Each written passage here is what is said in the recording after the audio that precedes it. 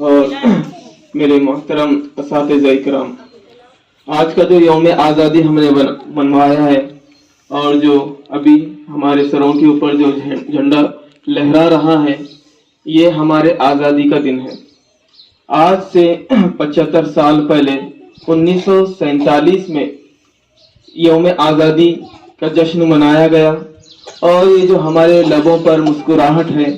ہماری پیشانیاں جو خندہ نظر آ رہی ہیں،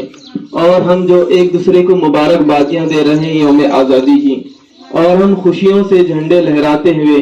گاڑیوں پر، گھروں پر، اسکولوں میں، ہاتھوں میں، پھر روموں کو سجاتے ہوئے، کلاس روم کو سجاتے ہوئے جو ہم خوشیاں منا رہے ہیں، یہ خوشیاں آسانی سے نہیں ملی ہیں۔ یہ ہمارے بزرگوں کی، یہ ہمارے اسلاف کی، یہ جو سابقہ جو پہلے والے جو لوگ تھے، اس ہندوستان کو آزاد کرانے کے لیے اپنی محنت، اپنا پسینہ اور اس سے بڑھ کر اپنا خون بہایا۔ کئی لوگوں کا اس ملک کو آزاد کرنے کے لیے خون بہا ہے، کئی لوگوں کو گولیاں کھانی پڑی، کئی لوگوں کو سولیوں پر چڑھنا پڑا، کئی لوگوں کو مارا گیا، کئی لوگوں کو بے گھر کیا گیا،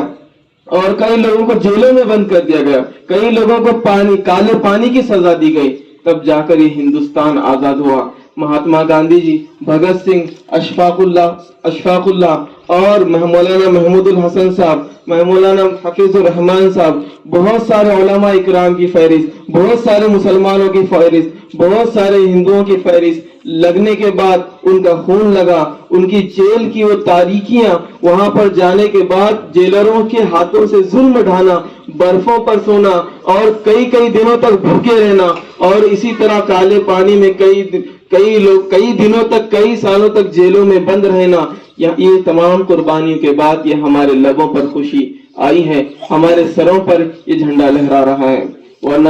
یہ خوشیاں ایسی ہی نہیں ملی ہے۔ آج 75 سال ہو چکے ہیں، پھر بھی ہم خوشیاں منا رہے ہیں۔ یہ کیونکہ ہندوستان کا جو آدمی تھا، ہندوستان کی جو عوام تھی، وہ آزادی کو پسند کرتی تھی، وہ آزادی کو پسند کرتی تھی۔ اس سے پہلے، انگریز سے پہلے اس ہندوستان پر 750 سال تک مسلمانوں نے حکومت کی۔ اس وقت ہندوستان کی عوام نے اپنے آپ کو گھٹن محسوس نہیں کیا، ہندوستان کی عوام نے اپنے آپ کو جیلوں میں محسوس نہیں کیا، قید و بند میں محسوس نہیں کیا، غلامی کی زندگی محسوس نہیں کی۔ لیکن جیسے ہی انگریز اس ہندوستان میں آئے تو ہندوستان کے عوام نے اپنے آپ کو غلام محسوس کیا، تو انہوں نے اپنے آپ کو غلام محسوس کرنے کی بنیاد پر مسلمان، سکھ، عیسائی، ہندو، ہر دھرم کے مذہب کے لوگ، ماننے والے لوگ اٹھ کھڑے ہوئے اور اپنی جانوں و مالوں کی قربانی دینے کے بعد ہندوستان کو آزاد کیا۔ ہندوستان کی تاریخ ایسی ہے کہ اگر میں یہ کہنے کھڑا ہو جاؤں تو مہینے تک ختم نہیں ہو سکتی۔ اگر اس تاریخ کو خون سے لکھا گیا، انگریزوں نے لکھا، ہندوستان کے بڑے بڑے مورخین نے لکھا، لیکن یہاں پر بتلانا مقصد یہ ہے کہ اس ہندوستان کو آزاد کرنے کے لیے بہت ساروں کی قربانی لگی ہے، ہر ایک کی قربانی لگی ہے، لیکن ہندوستان کے عوام نے کبھی بھی اپنے آپ کو غلام کہلوانے کے لیے تیار نہیں ہوئے۔ تو آج یہ یوم آزادی ہم کو اسی بات کی یاد دہانی کراتا ہے کہ ہم